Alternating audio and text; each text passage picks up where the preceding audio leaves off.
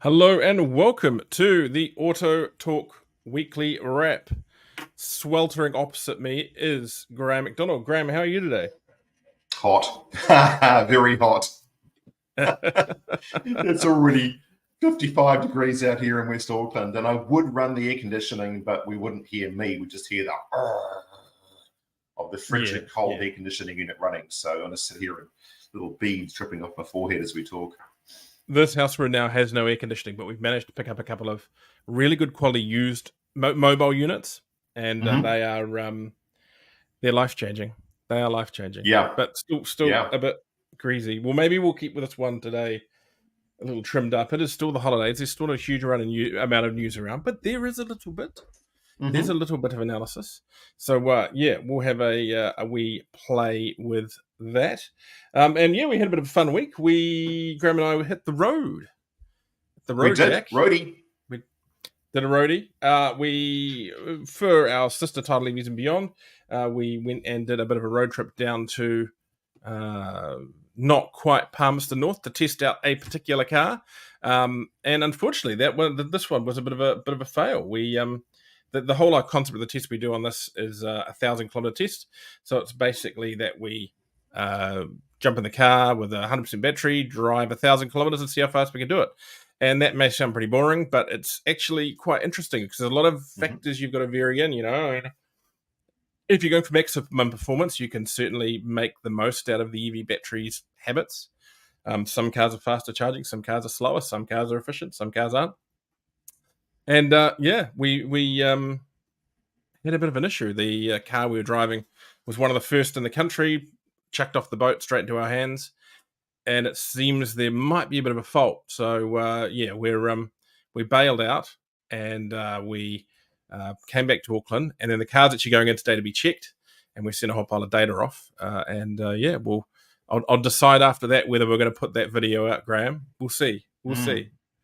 Yeah. Well, there's two good points out of this. First of all, for those of you who don't know, Richard over here, that way, Richard is our technical guy. So you want to be with this guy on an EV road trip because he is sitting there driving, calculating every last detail and parameter of your EV journey. Richard will tell you if you'll make Ty happy with 2 kilometers in range or 4 kilometers. He's the man to know this sort of stuff. He's your guy.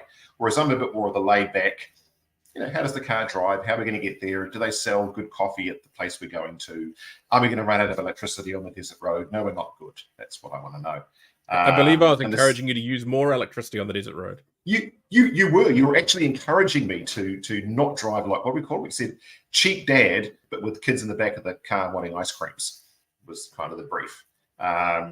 But the other point, as I have said too, is just a casual 1,000K road trip, all of the day's work. We are your guys, it apparently seems. You want your EV endurance tested.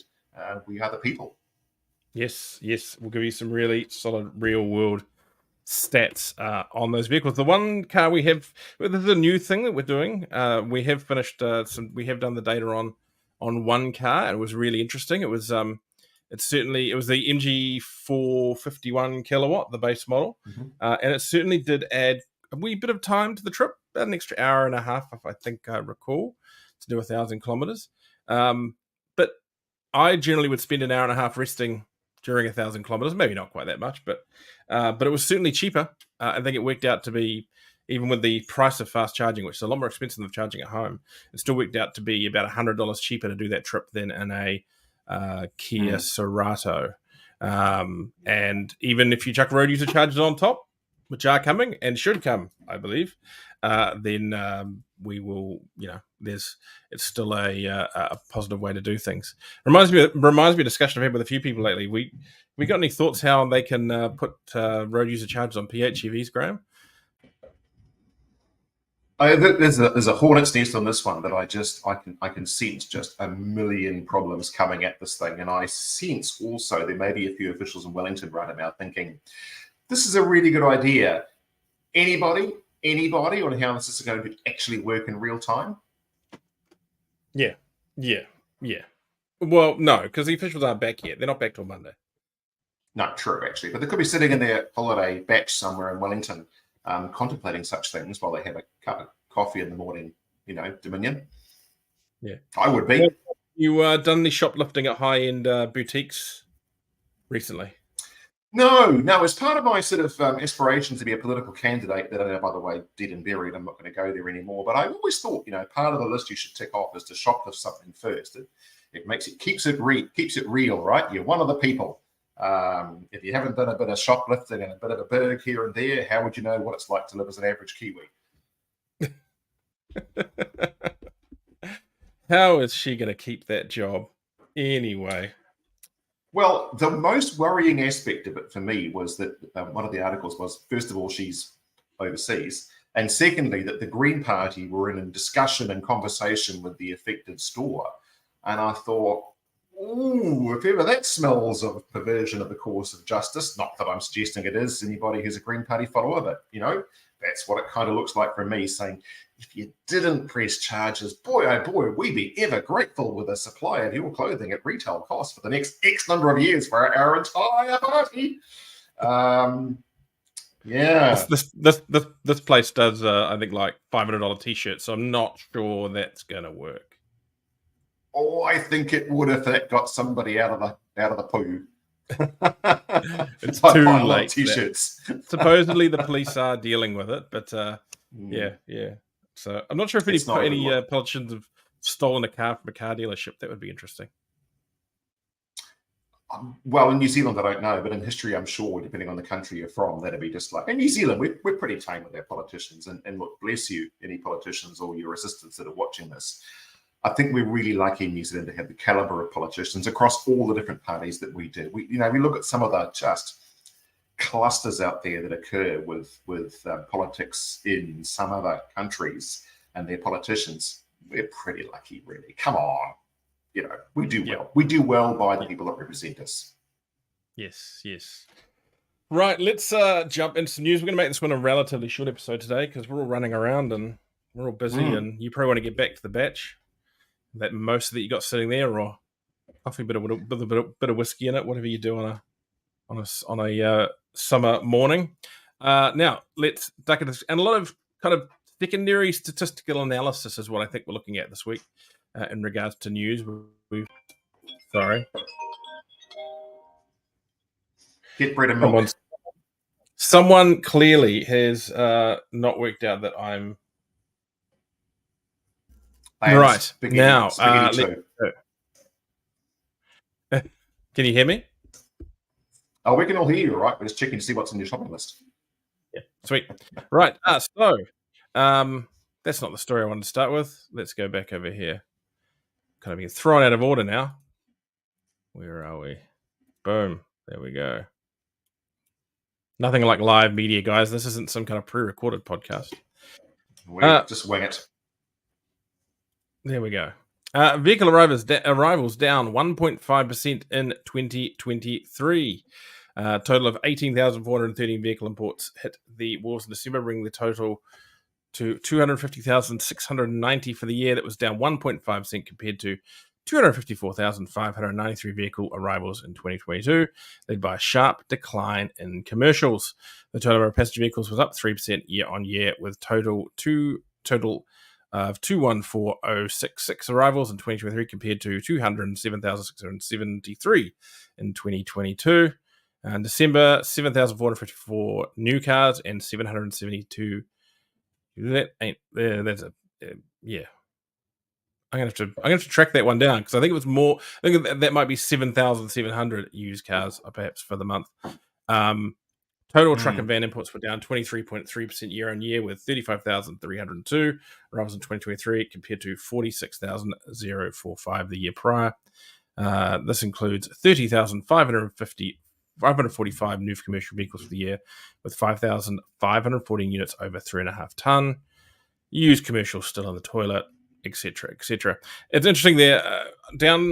We're down a relatively small amount considering how far ute registrations are down, which suggests to me that there's a few utes sitting around ready to be delivered. Yeah. Well, we'll know at the end of this month. When we get to the stats at the end of January, then we'll have a bigger picture of the decline and the peak, if you were, of all those different valleys. First of all, in terms of pre-registers of all the hybrid and EV stock in December that occurred, and the pinnacle of off the cliff of commercials. January, we're going to see a reversal of that, obviously, with all the registrations of stock no longer affected by the CCD fee. And I think there'll be a decline in I can't speak for the news sector, but certainly in the news sector, I think we'll see a decline in numbers overall for registrations going forward into January. It's been a very quiet month so far across the trade. But that's registrations, not arrivals. Arrivals are a different picture once again as to what's going on. And it's driven as much as we know by shipping restrictions. There are still logistics issues across the industry that appear to be slowly being resolved, but there are still problems. And I think it's as much a picture of that as actual sales. Yeah. So it's going to be interesting to see what we see with the registration this coming month. January is generally a quieter month. Certainly will be for used. I suspect it's going to be very quiet on used statistics. Now, whether that translates entirely to the yard, I don't know. But as we've discussed, we believe there is a wee bit of stock out there with number plates that may or may not need to be disposed of or is sitting on yards around the place. And a lot of people would have pulled their sales forward. And while that may be a small part of the market, arguably, hybrid hatchbacks are not a small part of the market, really. So we'll see. That's right. Manage your cash flow. That's going to be the biggest issue, is making sure that your cash flow is in order. Because we all know what happens if you don't keep a bit of cash around to pay for those cars. You either can't get new ones or you get in trouble for them. The story I'm hearing around the traps is it's always the triple whammy this time of the year. It's the worst time to be away because, of course, provisional tax is that the 15th of January, I think it is the 15th, provisional. So you've got provisional about to hit you. Everyone's got a GST factor to account for if you had good sales over the month of December, or your, particularly if you did all your hybrid and EV sales in December. So your GST bill coming up is going to be pretty tremendous. It's not an easy time for cash flow, even in good times.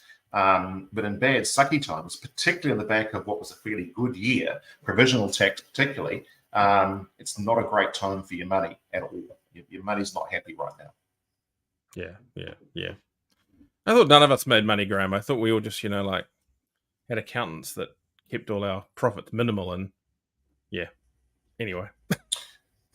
Well, welcome across the side of the fence, Richard, to where the industry sometimes actually does not make any money at all. And the reality of this business, no matter whether you're new or used, is you lose it 5 times faster than you can make it. Yeah, no, exactly. Right, now, Ute surge not expected following CCD axing, says Ford. I don't believe this. Sorry, month of January? Is that across the year? Yeah, well, we'll talk about that. This came from a missive that came out from Ford New Zealand spokesperson Tom Clancy. Ford New Zealand says they're not anticipating a jump in registrations following the axing of the clean car discount and so-called Ute tax. The coalition government officially entered the scheme at 11:59 on New Year's Eve, with the portal to apply for the discount switched off. It led some to ask if this would lead to a spike in Ute registrations, but Ford NZ spokesperson Tom Clancy reckons this won't be the case. Quote, overall, we are confident Ranger will continue to be number one in New Zealand in 2024 with its segment-leading capability, performance, and cleaner powertrains. I need to get an American accent. He's American. With its leading segment, capability, performance, and cleaner powertrains, which is what has been behind the success of the Ranger, with or without the CCD. So the short answer is no, we do anticipate a surge in Q1 with some customers that held off in Q4 23 now taking delivery. So what they're saying is, yes, surge in Q1, overall not for the year. So I guess that's fair. I think he's right. I think if you look back and analyse what happened in 22 and 23 with CCD and the fees, people still bought Rangers and Hiluxes and BT50s and all the other models in the commercial sector. By and large, they just paid the extra for them, or there was the money go around as to how that actually worked. Will it affect overall sales? No, I don't think people are going to run out and say, oh, at last, there's no CCD. I'll buy that Ranger after all, because when you're spending 60, 70, 80, 90 large on a top-end Ranger, another $7,000, it's an inconvenience. Would it make you stop buying the truck? No, it would not. And in the fleet sector that needs utes of any description, or trucks, as we want to call them now in New Zealand, again, if you need them for your fleet, you need them for your fleet. So Is it going to change? I don't think markedly so. What'll change Yeah. it is the new model releases coming to market, whether there's a surge in activity. Because Ford obviously is riding at the moment on the success of what I call the Sea Light Ranger. You look at the front of one to understand why, which has been a phenomenal seller for them in terms of popularity. There's the new Triton appears this year, obviously. We'll see what sort of impact that has on numbers. That has a far bigger factor on truck sales than things like clean car discount or clean car fees. Yeah. Yep. Exactly. So it's going to be interesting to see what happens. Really, the other thing that's going to be interesting is I think we're going to start seeing more of these electrified utes come through, and unfortunately, it's too late. Because everyone's going to go and buy the V6. We still have the clean car standard, and that's going to be one to watch, though, because that could also have a real impact as to what's being delivered. I mean, we understand at the moment that Toyota New Zealand is really restricting the number of Hiluxes they're putting through, just because they're really mindful of that CCD, CCS mark, and making sure they've got their CO2 right. Looks like I'm catching up with Near Edge Lala next week, so we'll maybe touch base with them over that as well. Now, on to the next one. And again, this is just another analysis of stats. Low emissions vehicle registrations up 45% in 2023. Motor Industry Chief Executive Amy White reports that a total of 9,768 new vehicles were registered in the month of December. Now, to be clear here, we ran stats a week ago. These are kind of the more crystallized stats, few things tweaked on them, and arguably maybe so much more reliable and consistent. But we are pretty happy with the ones we've already put out. So we won't run through those again, but if we go to a bit of a breakdown, with the end of the clean car discount, Wiley says it's unsurprising that December was a record month and 2023 a record year for low emissions vehicle registrations. LEV comprised 72.5% share of total industry in December, and on an annual basis, LEV registrations of 59,952 units were up 45% in 2023 compared to 2022. Light passenger registrations in December 2023 were comparable to December 2022, with 0.8%, 60 fuel units increase, and 2023 result was the third best year to date. For light commercial, significantly impacted by hold off awaiting the end of the clean car discount fees, registration plummeted to 624 units in December, 63.9% lower. So yeah, I think that's a bit of an obvious thing, and that we've seen, just this massive rise in low emissions vehicles because there was money attached to them. But it doesn't tell the whole story, because if you look at some of the really popular stuff that really moved in volume, the RAV4 hybrid and so forth, I don't believe they were collecting a subsidy after the change back in April. So it's not just a case of the subsidy being there. It's a case of people wanting these vehicles. They do want, particularly the hybrids, and to a certain extent the PHEVs, they do want these more efficient vehicles. So the definition of LEV, Richard, is a hybrid, correct? So a hybrid by definition is classified under these numbers here as LEV, is that right? Well, they're the low emissions vehicles, yeah. So that covers hybrids, plug-in hybrids, and electric vehicles. I'm not sure if they're including some of the lower CO2 vehicles. I suspect they're not. I think they're just classifying anything electrified, basically. And the reality is that some of the biggest vehicles in that space over the year did not get a subsidy. And that shows people really want this cars. You just go talk to your Toyota dealer now about ordering a Toyota RAV4 hybrid. You will not get it. Well, you won't get it in a hurry, put it that way. You never have. To be fair to Toyota, you never have been able to get it in a hurry. They've been a model that's been consistently, a year out from delivery, as it were, since they first introduced. But also, a little bit of statistical bending there. You can't buy a non-hybrid passenger vehicle from Toyota anyway. Their entire range is now hybrid at the baseline. So a lot of manufacturers, distributors have shifted the baseline of their product mix. So for the average consumer buying a motor vehicle, it's not even, and I'm going to sound a little bit churlish here, it's not even if they've got a choice. That's what you do buy because that's what's available in that particular sector. And that's not saying that's a bad thing either. But again, the statistics don't necessarily point to people making that as a conscious choice. That is the product mix that is now predominantly available in New Zealand to purchase, with some obvious exceptions. Yeah, I think there are plenty of good non-hybrid options out there, though. I mean, you take you can buy non-hybrid options within the Kia and the Kia and Hyundai range. Twitter New Zealand still offers not a full petrol range for Rev4, just to clarify. So yeah, it's not like you don't have a choice in their range. Well, so for passengers, so Corolla, Yaris, so some of the conventional passenger models, passenger vehicles. And you mentioned things like Kia, for example. Well, in the lower end of the pricing market, so I'd say it's a really competitive market in that sort of $20,000 to $25,000 retail space for a car. Yeah, sure, there are less options available there for hybrid vehicles because they are sold purely on the basis of price, particularly people looking at purchasing their first new car, where price is a real factor, and they get into that little difficult area between buying a late model a late model used import or a brand new New Zealand new vehicle. Again, it's all just statistics. We can twist them whichever way you want.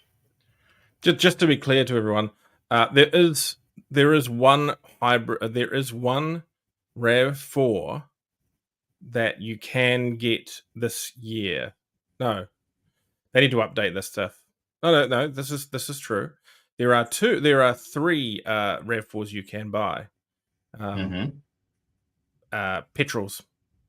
So you can't get a RAV4 hybrid at the moment. Looking at their website, please double check with your New Zealand dealer if you're looking to shop.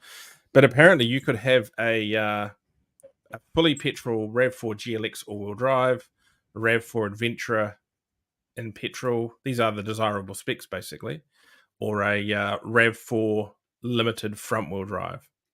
So we saw a huge uptake of RAV4 sales in the month of November, I think it was, for the rental fleets.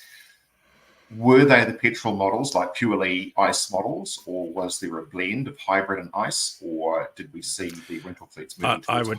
I would take a wild guess all those rentals were hybrids. Or the bulk of them were. If for nothing else but resale. Yeah, if for nothing else but resale. So interesting. I do think we are seeing that way, even if you discount the clean car discount. I still think there's that shift there going on. It's going to be interesting to see what EV sales do. I think there's going to be next to nothing this month. I think we could start seeing some recovery in February and March. And I think we've got a couple of models that are going out for delivery that could also help that as well. Particularly the BYD Seal, we could see that start to pop up, and a few others. Right, moving on. Another quick one we'll touch on really quickly. Bike sales, softer motorcycle market in December. In spite of the return of better weather in December 2023, registrations of new motorcycles for the final selling month of the year fell 17% from the previous corresponding period to 707 units, with the market finishing on a 12-month total of 8,952 registrations. Suzuki led the new motorcycle market in December with 91 registrations. Now, I think there might be something here.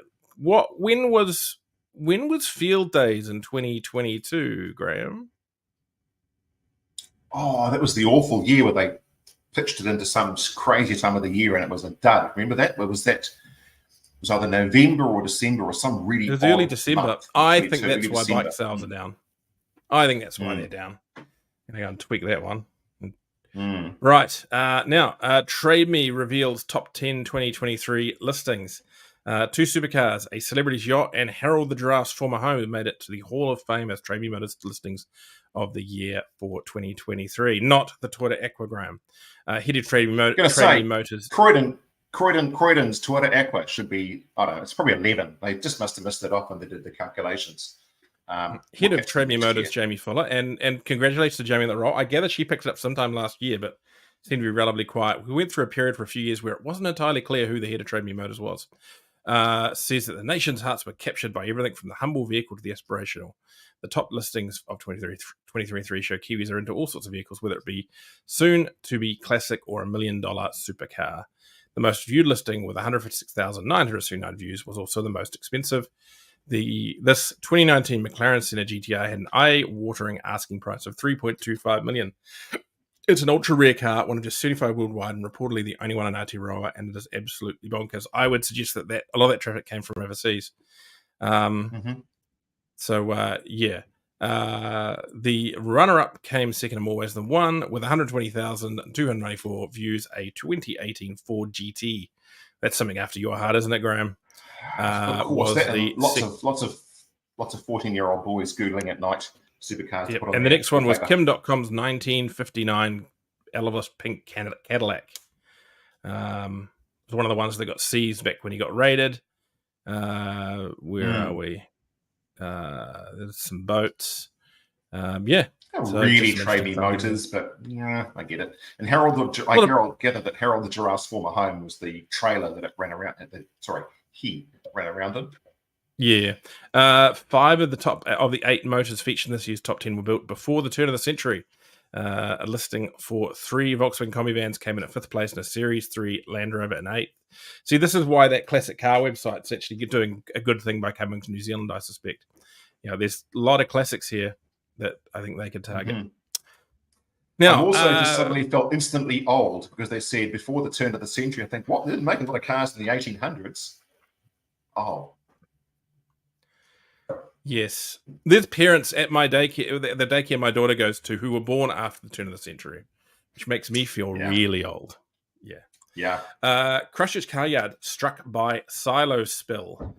It's a great photo there. Central Christchurch car yard has suffered damage to some of its vehicle stock following the collapse of a large grain silo on a neighbouring site. The incident, which unfolded on Sunday evening, resulted in a large quantity of wheat spilling from the Champion flour mill onto the site of Value Cars Warehouse in Morehouse Ave. Martin Harcourt says up to 10 vehicles were damaged by the spill, with the force carrying one car around 20 metres. I wonder if it was the Suzuki Ignis. That looks. You've got to be careful with grain and flour, and that's really dangerous. It can catch fire really easily. It's really flammable. It's really flammable. That's right. So no, they were actually quite lucky. And I think we can be lucky that there was no one out there to get carried away on the spill as well. Exactly. Right. Ebert Group opens a GWM pop-up store in Pukekohe. The privately owned Hamilton headquartered automotive retailer Ebert Group has opened a new GWM, Great Wall Motors, pop-up store in Pukekohe. The dealership was taken over the site, which was previously occupied by Volkswagen MG, which moved to a new premises in 2023. Operates under Managing Director Ross Shepherd, who also oversees MG, Kia, Nissan, and Volkswagen brands at the Svensden Road location. Is Pukekohe becoming a bit of a vehicle destination in the same way that Levin and Co. used to be, Graham? It's been talked about a long time. You're out there quite a bit. Is it becoming a bit of a get out of Auckland and go and buy a car kind of location? Well, funnily enough, I think it always has been to an extent. I mean, obviously Pukekohe was a rural supply centre for the longest time, and there used to be a lot of conventional dealerships there. And then there was a period where they kind of all got absorbed back into the Auckland groups. And over the last, I'm going to say, arguably 15 or so years, we've seen a real resurgence back in big box stores coming into the region. Because if you think about it, there's a huge area to cover off from a rural service centre, and now really we'd call it a bedroom suburb of Auckland, particularly with the new developments going in the likes of Pocono and Drury and Pairata. There's a lot of people down there. It makes sense. Now, whether they're capturing traffic from Auckland, I doubt it. I think it's a little bit too far to the south, and most markets are too well served. But as a catchment area, Pukekohe is gold, and it's moneyed. There's a lot of money down there. There's a lot of industry. There's a lot of agriculture. There's a lot of people looking to buy new cars, and look, gosh, it just makes sense. It really does. Yeah.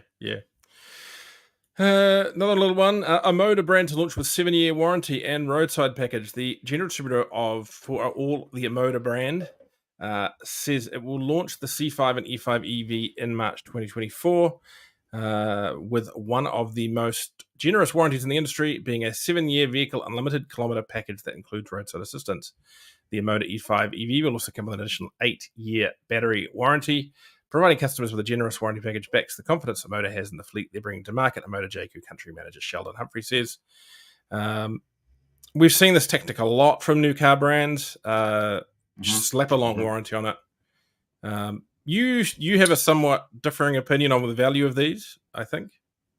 I do a little bit. I think sometimes it's in the fine print, and I'm not going to go and dob anyone in on this one because it's a bit controversial, but some of the warranties, these 7-year warranties and things, if you look at the fine print on what they actually cover, they're not quite as comprehensive as people make out to be, or you'll find out that that actually is for body corrosion, but it's not for. Are you talking about a certain Wellington-based brand? No, Richard, I'm not. I'm not saying who, what, or how. One of the other points to raise is, are these warranties fully transferable? And we've seen in the past, once again, they have not necessarily been. And I think if you're going to launch a product like that and you want to instill confidence in the market, one of the key things to do is to make it transferable.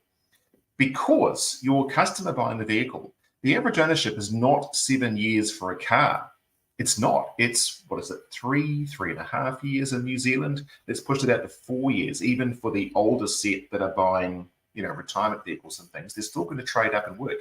If the warranty is not transferable at that point to the next owner via a dealer network and not just the franchise that sold it, I might add, then the warranty is worthless at that point in time, beyond the stated trade-in point. So if you want to retain value in the brand, people, and those of you in the distribution networks that are listening, okay, if you want to build confidence in a brand, particularly a newer one, and you want the trade to come on board with this, make the warranties transferable. You either stand behind the car or you don't.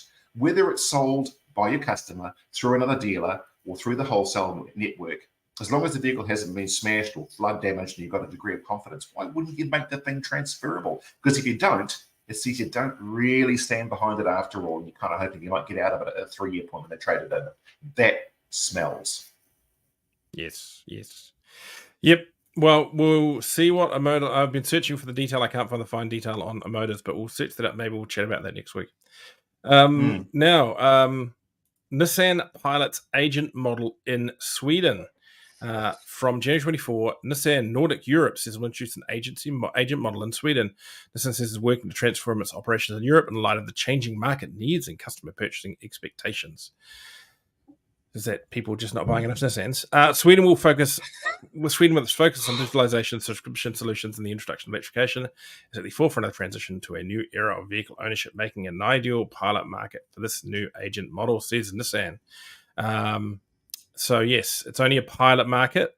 No plans yet to expand to other countries, but that's what a pilot market does. So we will see. It'll be interesting if that spreads out this part of the world. Agent models sure are controversial, and it seems to depend on who's running them. We've seen a few court cases in Australia over agency models as well. And some really unhappy dealers in Australia too. But that's still an ongoing factor. That hasn't gone away. So, and I get it. Change obviously is inevitable, but I sometimes think how that change is enacted is possibly the controversial part, and how you bring people along with you. And I still maintain that the dealer network, your dealer representation on the ground, is so important to a brand. And the brand distributors must be very careful to make sure that their representation is still of a caliber and a core beliefs that represents their ideals to their customers. And if you've got dealers that are unhappy, boy, you've got trouble with that experience going forward. I think it's a swings and roundabouts thing, although I suspect that there's a number of Twitter dealers happy right now that, unlike some of their colleagues down the road, they're not having to pay for all those utes that have been sitting on the yard waiting to be delivered for the last 3 months. So, I'm sure it comes in swings and roundabouts. Now, this one is a cool one, and I know you're going to go, oh, it's another electric vehicle that's never going to be built. I've watched the videos on this thing, and this thing is, at least the basic vehicle looks to me to be pretty darn production ready. And that's Kia launches platform beyond vehicle business at CES 2024. The Kia's platform beyond vehicle PBV offers customized vehicles and solutions to enhance versatility and open and limitless possibilities carried to both businesses and individuals. 5 Kia PBV concept models unveiled at CES 2024 included 3 concept PV5 derivatives. Basically, it's a platform. It can be a van, it can be a people mover, it can be a bus, it can be a ute, an electric ute. I can see the tradies flocking to see a ute that looks anything like that to buy it. Hey, come on, that looks good. That looks good. One of the cars I really want to see succeed is the Canoe. Have you ever seen the Canoe? No, but I sense I'm probably going to in a minute. Well, hang on a hang on a second. I'm going to pull up a video first, and we'll have a look at this Kia PBV option. That looks a lot like there was a Toyota concept launched. No, was it Nissan Pivo launched at the Tokyo Motor Show in around 2004 or 2005 that looked a lot like this. I'm going to say, what was the Pivo perhaps? Now, here we go. All right. Is that the production center at an Amazon distribution center? With the robots from the floors? No, it's the cars. Oh, it's Thunderbirds. There we are. Look, it's Thunderbird 2 swapping over the bodies. There you go.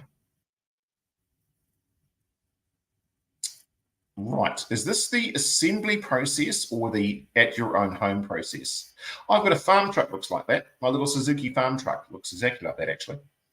I suspect dealers could do this.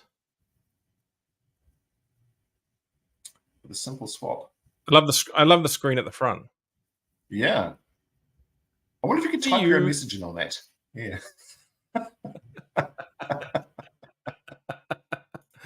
Just saying. Yes. Which one? Okay. Canoe. Okay, what's the Canoe? I'm dying to see what a Canoe is. Hey, look, top marks to Kia for coming up with these sort of concepts. May or may not be a pathway to reality. It's not that it's their. It's not that it's their concept. It's that it's a vehicle that it's a concept that's been around a long time. I drove a skateboard EV, or skateboard plug-in hybrid. God, 20 years ago. Mm-hmm. Right, so let me see if I can make this work.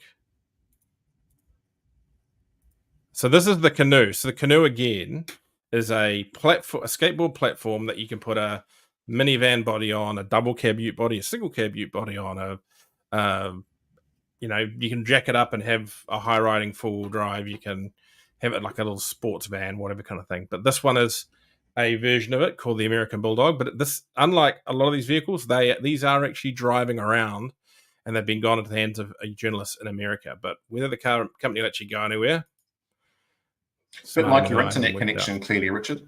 There we go. Oh, nice mountains. Yep.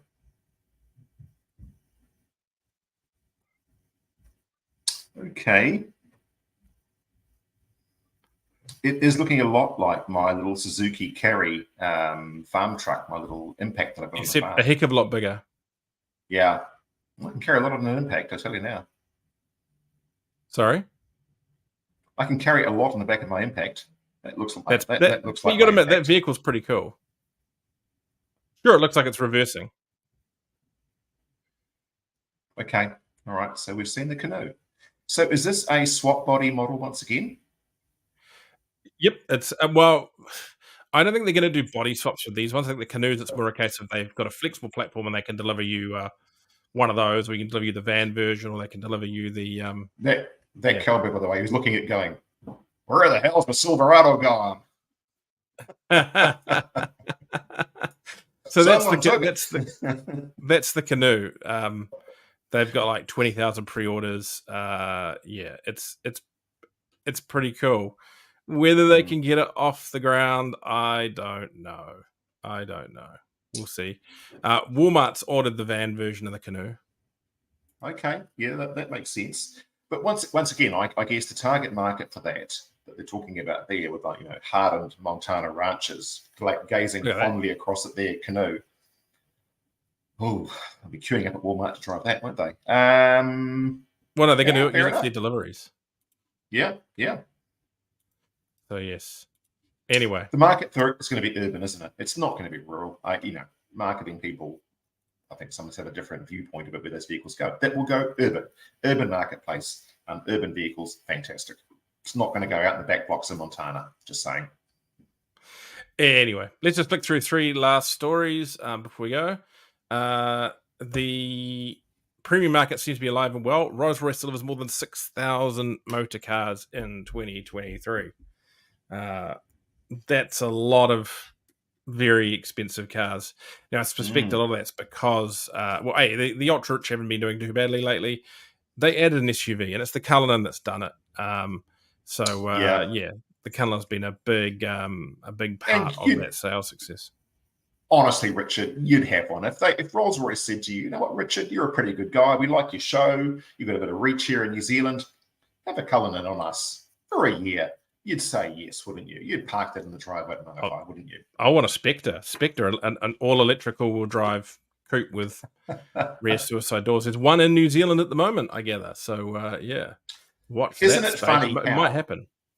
Only a few years ago, how we all laughed at the idea of SUV premium brands, and Lamborghini with the Urus and things like that. So, they'll never sell. What a joke that thing's, how they laughed. I bet you in 10 years' time you'll be. I bet you in 10 years' time you'll be sitting online watching an auction, just maybe doing the odd click on a Crown SUV. Yeah, bing bong. I know those Crown SUVs. They're big. Sorry, not Crown SUV. Sorry, no, that's a different car. Crown SUV is very cool. The Century SUV. Oh, okay, all right. No, I was going to say the Crown SUV. I know they've been a bit controversial in Japan about some diehard purists, and they are very much a conservative market car in Japan.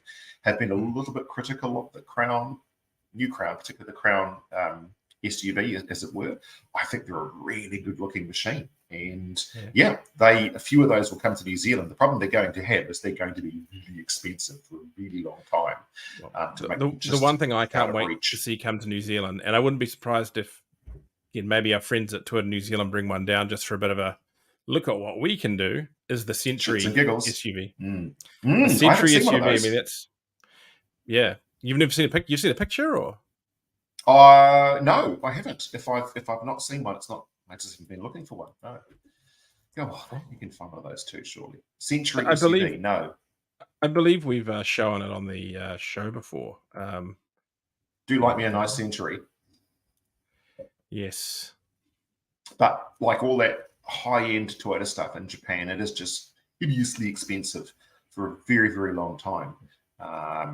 The age profile of that coming into New Zealand is just so much older simply because of its cost factor. A few of those coming in. There are a few of those on the roads in New Zealand now. Well, that's the concept. Okay. It's not what they went with, though. Where are we? Lots of badging. Ooh, woof. Woof. But it's pretty cool. Yeah, I'd like one of those in my driveway. Yeah, it does look like a kind of a cross between a normal Rolls Royce and a Cullinan. Amusingly, got your bottle chiller there. Got to be champagne. That is straight to Saudi Arabia, isn't it? Look at that. Wow. Yum yums. Yeah. That's straight to the Middle East. I'd say probably a lot in China as well. But we went off track there. Yeah, we did. But last two stories, track. super quick. Right. Ford celebrates a UK bestseller, but it's not a Ranger. The Ford Motor Company is celebrating another model becoming a market's best-selling new vehicle, but this time it's not a Ranger or an F-150. With 49,591 deliveries in 2023, the Ford Puma light SUV led a resurgent new car market in the UK. Saw more than 1.9 million vehicles registered. Ford Puma top selling the Nissan Qashqai, Vauxhall Corsa, and Kia Sportage and the Tesla Model Y. There you go. And last one, MG New Zealand supporting Mark's Centennial Rally. MG Car Club Auckland is hosting one of the world's first MG Motor Centennial celebrations with the New Zealand National Rally commencing January 14th, 2024. MG New Zealand assisting the organisers with various elements of the event, including the provision of a fleet of 3 MG4s for use as support vehicles, which they'll need. Entrants participating as representatives from Australia, USA, Canada, England, Scotland. There you go. Some nice, pretty MGs there. We can't see it. You can put the story up. Oh, haven't I? Oh, God, No. I'm an idiot. So we're just looking at our handsome faces rather than the story There itself. you go. Interesting to see there that MG is still, supporting the old English ones, despite the fact that it's something quite different these days. I guess you got to maintain the brand as such. And those MG4s will be, I'm sure, of great use to assisting those in the older MGs that have trundled over to the side of the road and spewed the contents of their sump and radiator all over the tarmac. I was going to say, there's not oil on the ground. There's no oil in them. It's just pretty much a golden rule, isn't it? Right, that is it for today. We will see you next week. We're actually mulling doing something slightly different for next week for the podcast, but we'll work that out then. And secret. You have to watch to find out.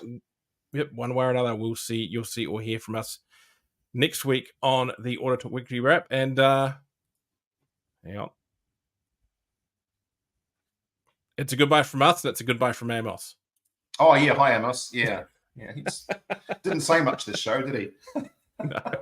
he's a quiet a lot, sort. though. We should rename this Graham and Richard Talk Shit. See you guys.